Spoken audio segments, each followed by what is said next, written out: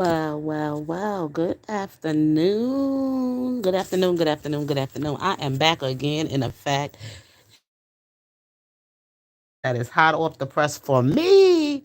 I'm getting back with my story following the saga with Nathan Wade and Fonnie Lewis. And we all know what happened with some of the history behind Nathan Wade and Fonnie's involvement in a romantic relationship and and his infidelities. Okay. um and we know his wife, to God be the glory, this beautiful wife. She's so pretty. She is so gorgeous. But anyway, she's a very attractive woman. Anyway, y'all, what I'm saying here about Fonnie and Nathan Wade's wife, Joyce Leonard, God hears a sincere prayer. I'm taking sides with the wife stuff. I'm taking sides with the wife stuff. Everybody else can do what they want to do. People that want to celebrate other women, interrupting other women's happiness and marriages, even though the marriage was having some problems, and those problems were there before Fonnie got herself involved with Nathan. Even though the marriage was going through some changes, I would say, that they were separated for a while, but then they had to get back together for a while, because I did find out some things here. I did my little bit of look up research, okay, about their some history about Fonnie's not Fonnie, but Joyce Lynn's marriage to Nathan. Nathan was a playboy, y'all. And I knew this man was a creep. I knew he was a creep. Let me tell you something. We got to stop this. We got to stop supporting um, men cheating on their wives and having a way to discard her, divorce her. And Jesus said about this. This is why I'm on this. I'm on this on a biblical perspective. So most of the times when I bring my conversation about these topics, I like to come from a biblical perspective, because that's when I know I'm giving you facts.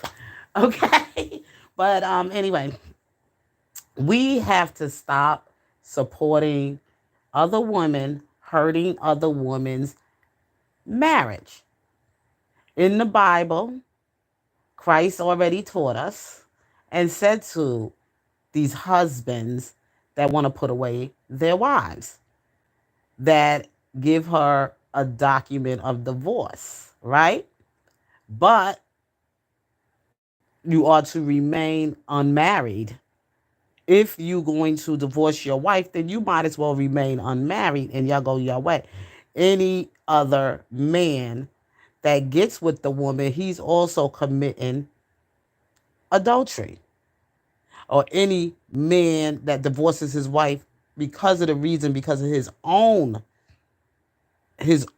adultery, being an adulteress, meaning being with other women, cheating on his wife or whatever. Now he want to discard her. Then that means that he's an adulteress. Sin is sin. It goes wrong both ways. But if the reason why Christ say that, because they don't get married. He's trying to tell people everybody has a right to their freedom, right? But if you and then we get Paul, who even tells us it's okay to be single. But if you're going to be single, be single. But if you want to be with somebody, instead of committing fornication and causing a lot of drama and confusion, emotions, a lot of emotions come out of people from a relationship. You get attached to people, your soul's tied. So the thing is so you don't drag other people into your drama. The best thing for you to do, the heart could be very tricky, because we think we in love, but sometimes it's not really what it is. You just want to it's lust.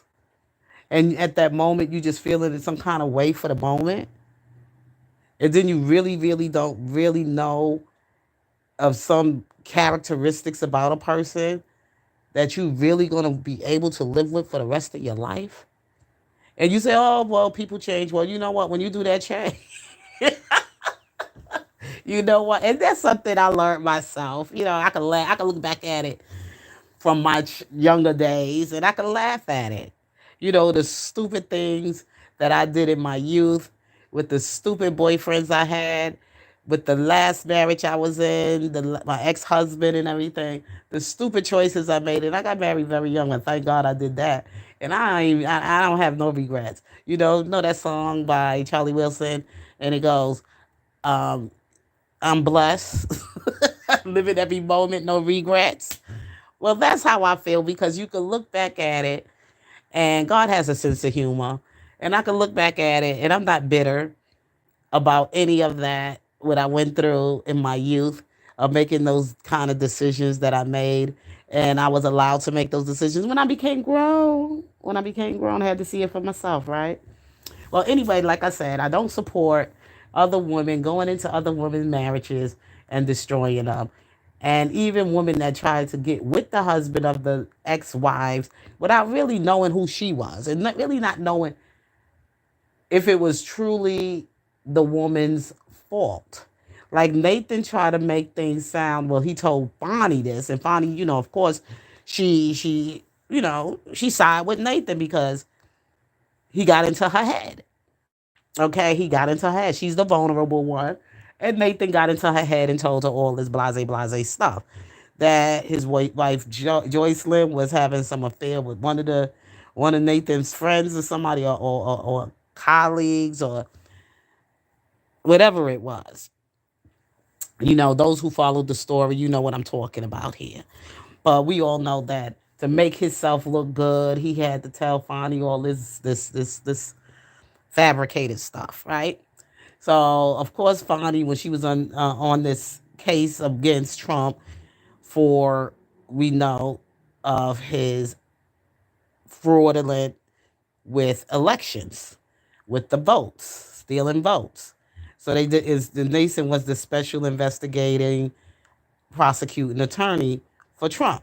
So him and the DA, district attorney from Fulton County in Georgia, they were working together as a team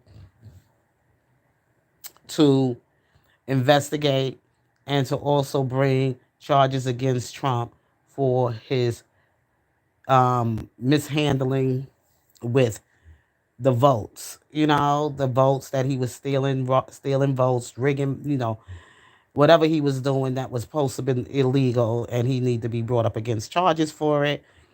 And he should not be able to run an election to be a president of the United States. But who else is out there running? I don't know who's running out there, so I don't know. I don't know who's out there right now that's wanting to take that position, or who's even qualified to take that position right now, who's a candidate right now.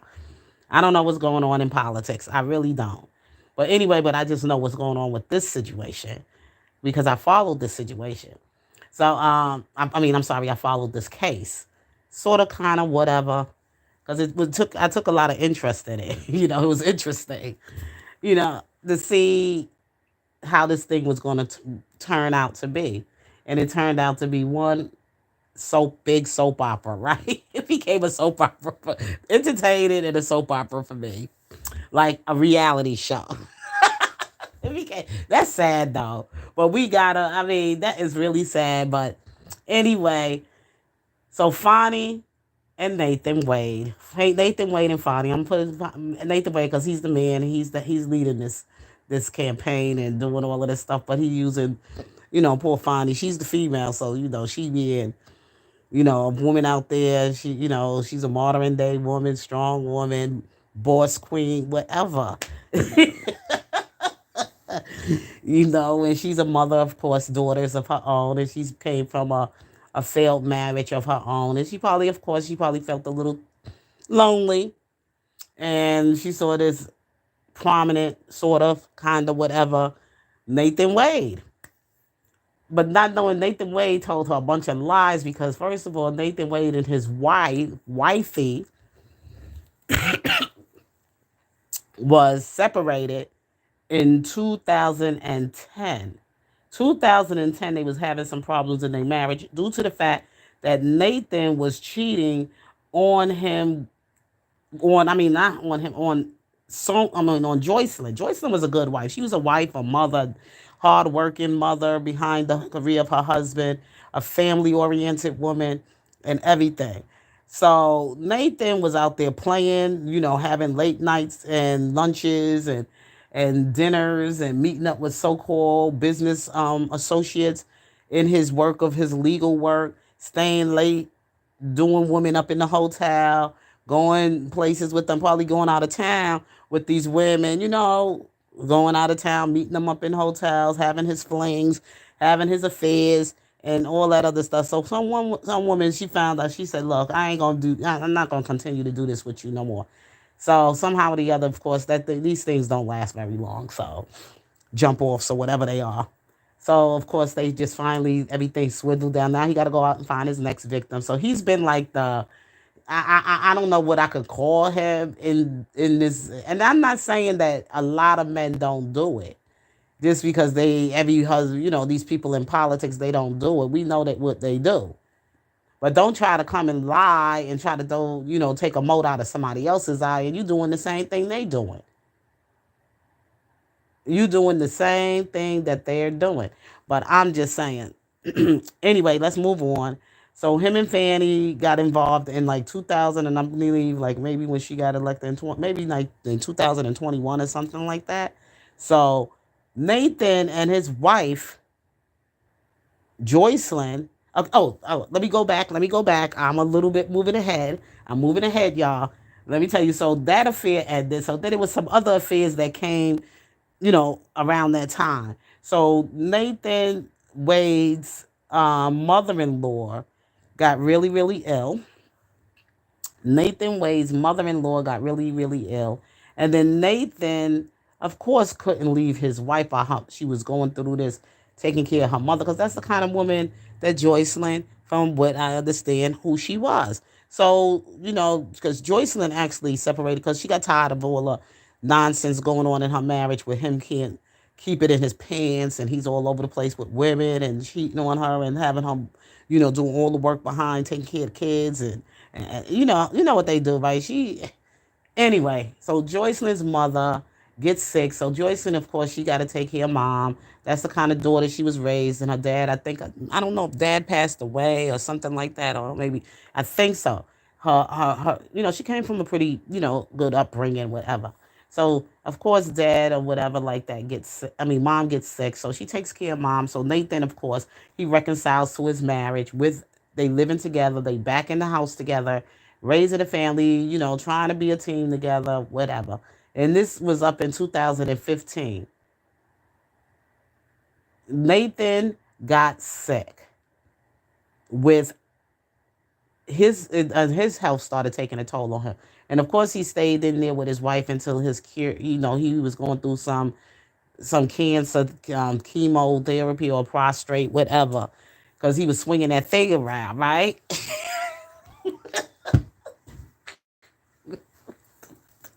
God, oh Lord, I don't usually talk like this, y'all. I don't usually talk like this, but sometimes you just gotta throw a little funny stuff in there. You just gotta say something a little funny.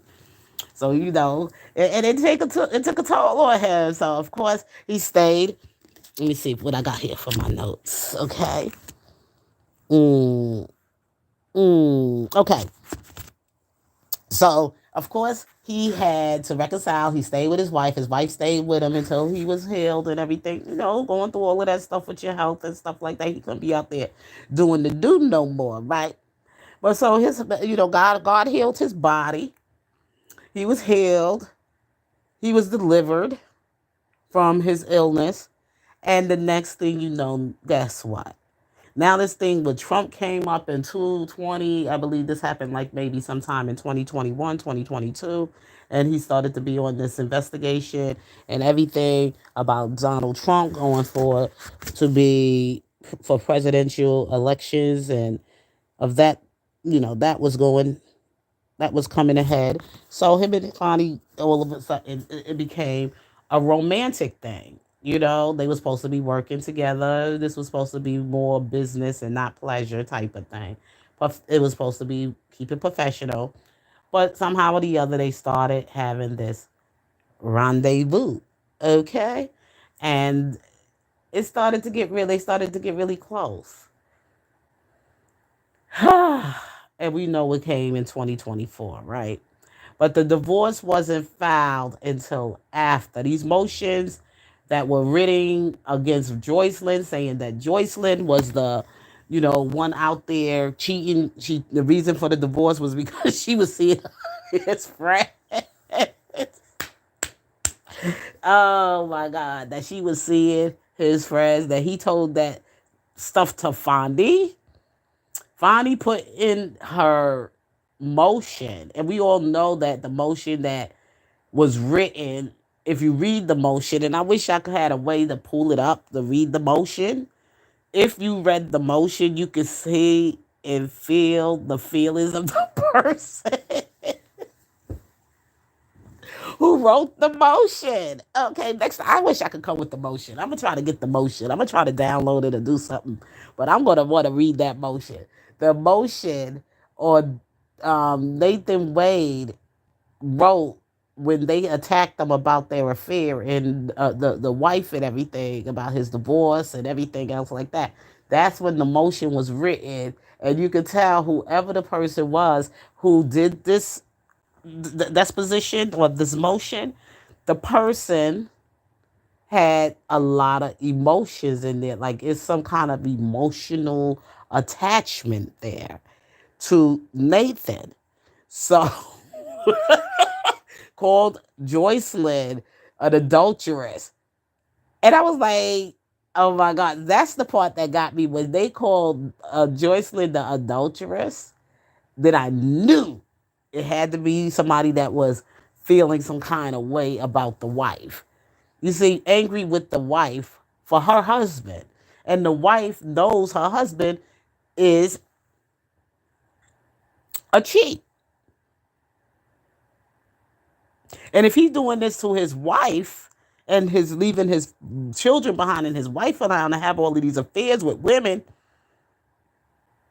and taking from his family eating, his wife eating from his household to go jump with your Jones and everything. See, you never win. These are the results.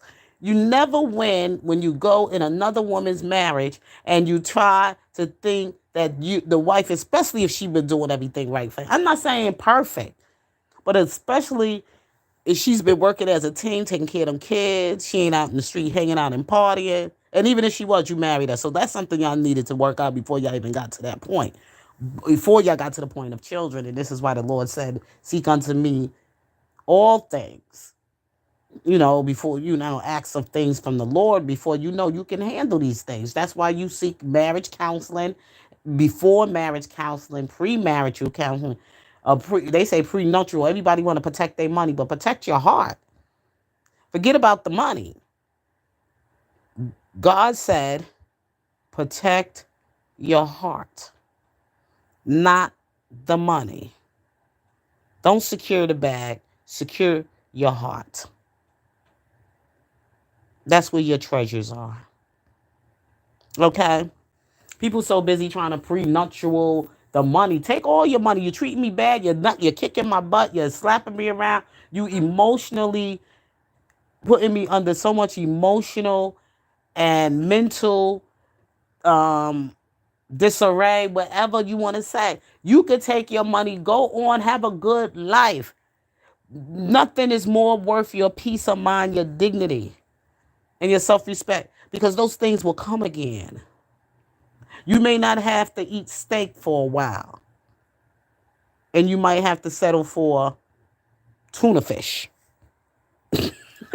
Just say tuna fish or a tuna casserole, whatever meal that might be a little bit, at a lower budget. But I'm just saying, sometimes you got to think about your happiness, your peace of mind, your joy.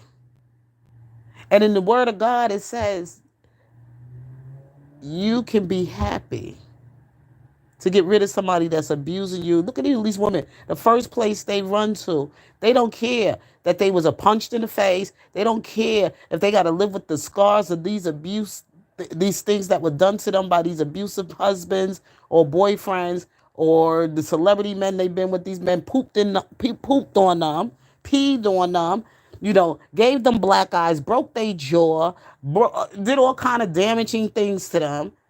But what do? They run to the freaking lawyers to go after a settlement. Instead of saying, no, I want him in jail and I want somebody to break his jaw, poop on him, piss on him, boop him up the behind, blah, blah, blah, blah, blah. Forget the money. My justice, I want him in jail. So he would think about everything he done to me while he's there. But y'all run for a settlement of money. Like that's really going to bring you some more happiness. And it doesn't. Because that pain is going to live with you forever. But then again, I don't think going to that. But, just to get, just saying. You still got to live with the scars. You still got to live with those memories. You still got to live through that trauma. You still got to go to some psychiatrist or some psychologist. Or you might have to go into some place for your mental health treatments for a while. You just might have to just get away and listen to the birds and live in nature for a little while. Just so you can heal through that type of trauma. Those scars don't, when somebody mentally abuse you and do all of the crazy stuff that some of these women allow these men to do, the first thing they do is they want to secure the bag. No, not secure the bag, secure your heart.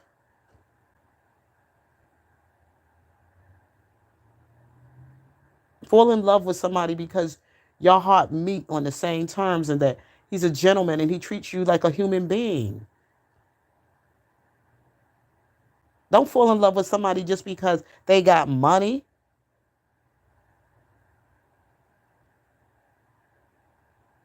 You want somebody that want to treat you like a human being and treat you with some kindness,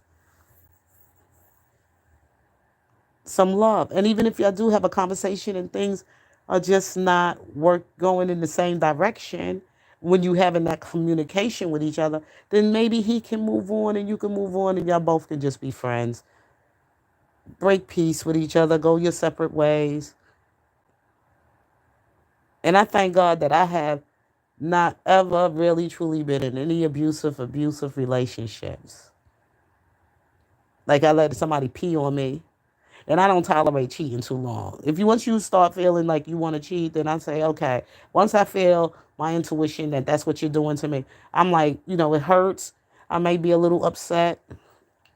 May hurt for a little while. Like they say, weeping may endure for a night, but joy will come in the morning. So, so sometimes, women, and I'm talking to my women, especially my younger women out there, because I don't have my fun out there. I ain't got after this husband and everything, I ain't in no way trying to get remarried, okay? I'm trying to run these miles. I'm just trying to live with my joy and live with my peace. When I find my peace, I find a place I mean, you know what you got, but you don't know what you're going to get. So when this is over, either I go first or he go first, whatever way it goes. If he want to go out there and do whatever, then he can go right on and do it. But for me, if God forbid anything happened to my husband, I don't want no more husbands. I don't want no more boyfriends. I don't want none of that. Even though he's not he doesn't put his hands on me, don't abuse me, don't disrespect me, don't mistreat me, no nothing. Because we have that conversation. Okay? But see, that's why I get on here and I could be so jovial, so happy. I could talk through and see things through a clean lens. And I'm not bitter and I'm not angry and I'm not jealous of no woman out there. Because my heart is at peace.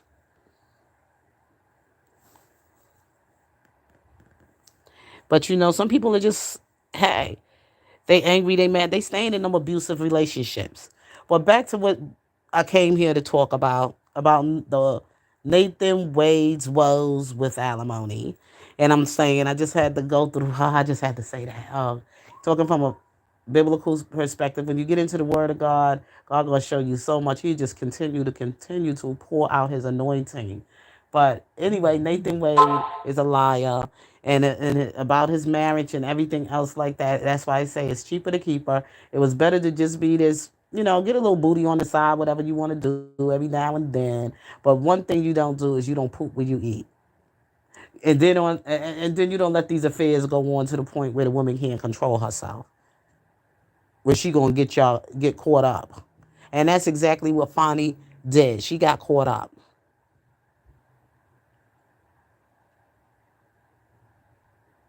I can get caught up with I see you. No, remember that song by Southern Hummingbird? What is her name again? The one that I ain't still didn't get on his topic yet. Jamal Bryant was kicking it with at one time. Yeah, Jamal Bryant was kicking it with. Jamal Bryant was kicking it with. Here go Nathan Wade, y'all. And here goes. I showed you his lovely wife, right? This is lovely wife, Joycelyn. Okay.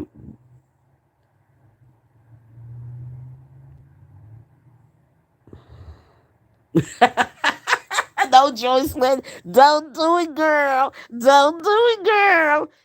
That's right. Her smile is so pretty too. Let me go. Let me go. Don't do it, girl.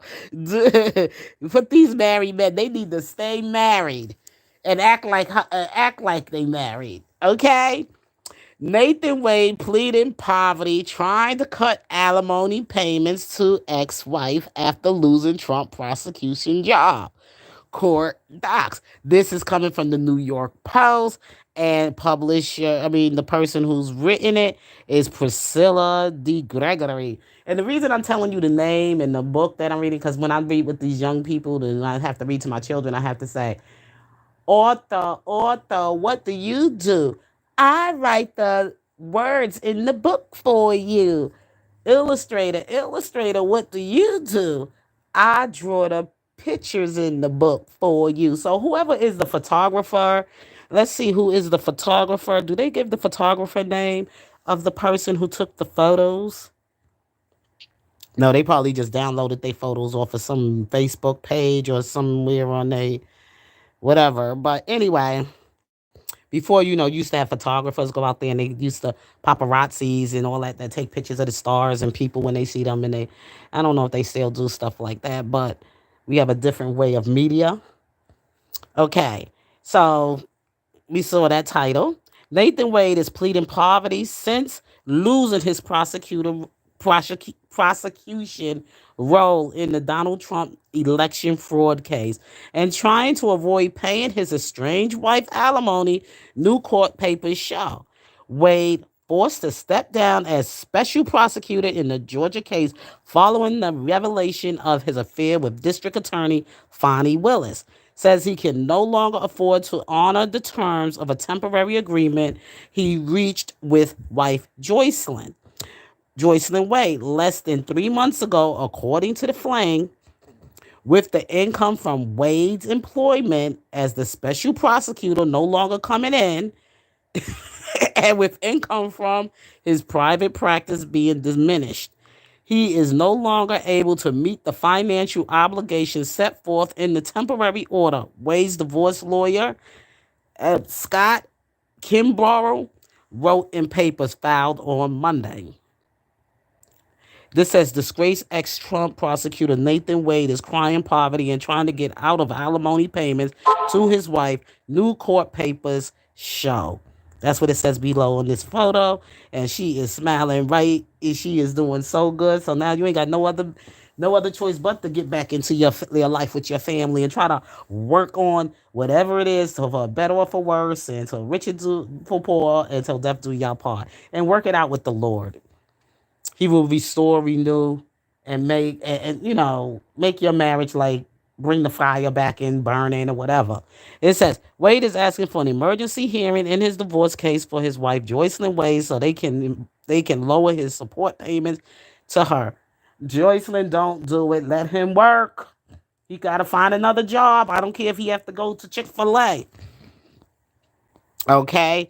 Wade was being paid $250 an hour by the Fulton County District Attorney for prosecuting the case against Trump and over a dozen co-defendants. During the investigation into his affair, it was revealed he had made over $700,000 while working for the DA and had spent thousands on lavish trips for himself and Fonnie to the Caribbean, Central America, and California. However, he is now seeking an emergency hearing to lower his spousal support expenses and the financial obligations he agreed to pay. Joycelyn, in a temporary settlement reached on January 30th in the Cobb County divorce case. Look, Joyce, when he could go work for Uber, he could drive an Uber. Nobody have to know who he is. He wear, put a hat on, put a mask on, or whatever. He could go drive himself a Uber. He could make $250 a day, okay, in a day. And he could send all that money to you until this whole thing is resolved. Let him work. He could drive Uber, Lyft, limos out there, whatever kind of hustle he could get himself on. He can do some fast food, flip burgers, Chick-fil-A. Don't lower those payments. Men don't work, don't eat. Okay, and he is responsible to take care of his household. He is responsible for his wife and his children. Women, don't do this. Don't fall weak to this prey. Don't fall weak to the game. Okay, don't. Wade's filing comes in response to Joycelyn, his wife of more than 20 years, accusing him last week of refusing to pay child support for their two kids, money for rent, and for her urgent medical procedures.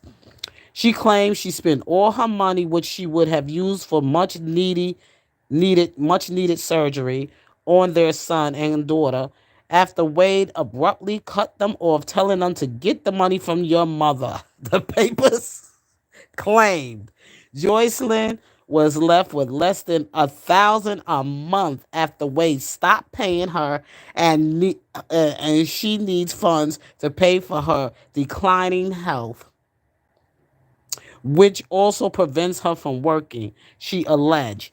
Wade broke his promise to help financially support his son's bid to go pro as a soccer player in Europe, to pay for the daughter's rent, and support her as she prepares for medical college admissions exams, Joycelyn claimed.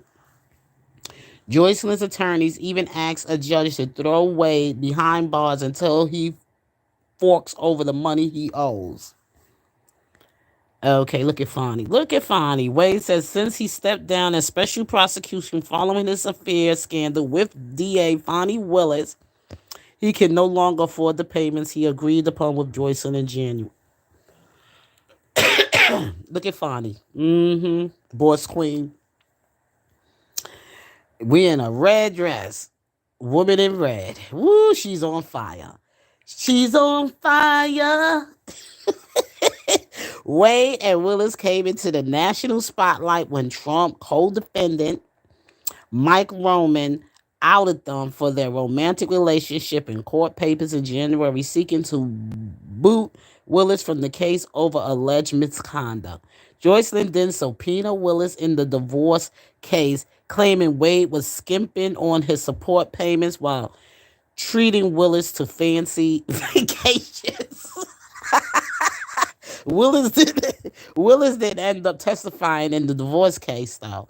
After Wade and his wife reached a temporary settlement weeks later, Judge Scott McAfee said Willis could remain on the Trump case as long as Nathan Wade stepped down, which he did the same day. I don't know, something with her and that judge. Somebody need to do some kind of background, check up on them. Even though he supported her campaign, and I mean he endorsed in her, and all kind of stuff. I heard it wasn't more than 100, but I think it was more than that. They need to check to see her and that judge ain't been having no kind of thing going on, because he was a little bit too nice to Fanny. He was being a little bit more like he was just, I don't know about that judge, y'all. Okay, they need to do some background check on him too. Wade and Willis admitted to having a romantic relationship, but claimed it began after she hired him to lead the Trump's probe. Okay. The two prosecutors, however, did end up having to testify in court about their relationship. The Trump case, they admitted to being together for a time, but claimed their tryst didn't begin until after Willis hired Wade. The duo also claimed I could believe that. The duo also claimed they roughly split the cost of their vacations, with Wade fronting the bills on his credit card and Willis repaying him her portion in cash. I don't know about her paying for things in cash. I don't know. He was spending that money, and whichever way it went, I don't know if Wade was spending the money, being a man and his ego and everything, and want to make it sound like he's a man and he wasn't going. He don't seem like the type that was like, okay, pay me back the money. No, give me the cookie jar. Okay. hmm Still, Fulton County Judge Scott McAfee said even the appearance of wrongdoing by Wade and Willis was enough that one of them had to step down. Wade resigned the same day as McAfee's decision. Trump and many of his co-defendants are appealing McAfee's decision and are asking the higher court to force Willis off the case. The Georgia Court of Appeals has yet to say whether it will hear the case before trial. A lawyer for Joycelyn didn't immediately return a request for comment Wednesday morning. Okay, the immediate return a request for content, whatever, baby. But anyway, y'all, that's what I have for y'all update today on this Fonnie and Nathan Wade. So as it continues to go to the courts, the romance. A dance turned into romance. A dance turned into romance. But anyway, this was just too funny, y'all. This is too funny. This is like a soap opera for me. I don't know about for you, but for me, because I'm just having so much joy with it. Not that I like to see people like Bonnie, but when she went up in that church and accepted that award without humbling herself, it kind of made me, a little upset because when you're doing something wrong, especially you messing around with another woman's husband, and you caught up in all this kind of scandal, and you get up and the church was prompting her, I just couldn't. That's why I said these churches today, that was not right. I don't mind. She could have came to church now, but to run her campaign there and to support that kind of conduct in the church, that behavior in the church, has made me so like look at this black church, the 7 Days Adventist church up there in where she went. And also to say, and and for Jamal Bryant to do that, that's like, oh yeah, y'all, I'm gonna get into my stuff with Jamal. Jamal stuff, boy, oh boy, oh boy, oh boy, he is a mess. He is a hot mess, and he definitely need to be delivered. He don't need to be preaching and leading those congregations because he don't have no control. He don't have no control. He just don't care. And I think that's kind of like he's too arrogant. And I think that shouldn't even be acceptable. And one thing I can say, I would rather follow Geno Jennings than follow Jamal Bryant. You know why? Because whatever Geno's doing, Geno's ain't putting it out there too much in front of his people. He ain't out there doing all of that stuff. But I know he doing something. Okay? He doing something. He ain't no holier than thou man, but at least he has some control about how whatever he's doing is not open and out there in the public around the people. That's all I'm going to say because I'm not going to sit up there and say he no saint, but he sure enough have a lot more discipline and control over what he's doing than to be doing it. And don't go seeking for nothing. I don't go looking for nothing. I don't go be looking for nothing.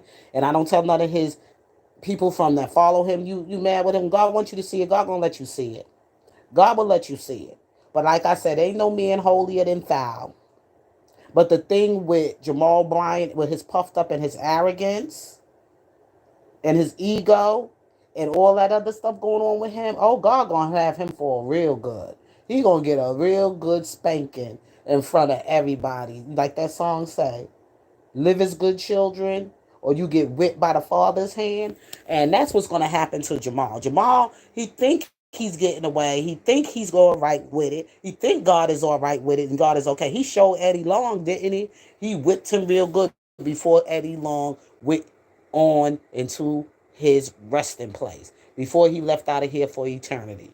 But the thing is that Eddie Long did wrong, wrong, wrong. Even though nobody's seen it, I didn't see it, but his behavior behind it and the conduct in the church behind it, his arrogance.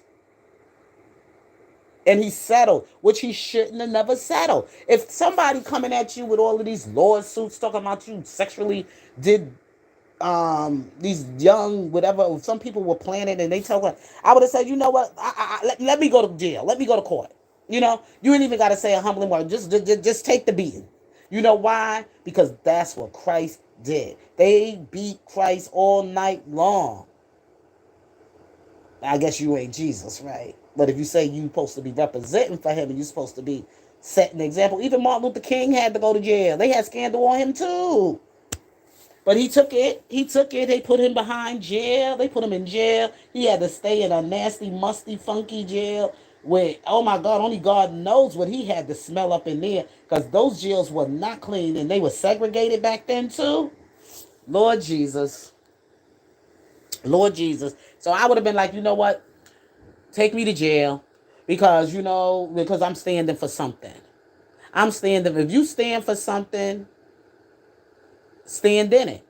And that's what he should have did. He shouldn't have let himself get punked down like that and out of his settlement and giving people money and just to keep this quiet down, because it only got worse. It only made you seem like you were guilty of what they were accusing you of. If you want to settle, settlements to me make you sound more guilty than going to fight it in the courthouse or either going to jail for it, because it was a lot of political prisoners for people that was against certain things and they went to jail on political reasons, on politics. Jesus went to jail for what he believed in. So I don't think you should have settled Eddie Long, but he's gone now. But I was saying it even when he was alive. I mean, I was following that thing like, oh my God, I was just staying on top of it until his time of death. And now Jamal Bryant want to sit up there. He want to play these games, but God gonna whip him real good. God gonna whip him down, beat him down, beat him down, beat him down. He ain't getting away with his behavior. No, he's not. He's not. So he could go ahead and keep playing if he wants to. All right, y'all. Let me go. I'll probably come back later with some more if anything else pop up. So you all have a blessed, wonderful Friday afternoon, evening. Until then, peace.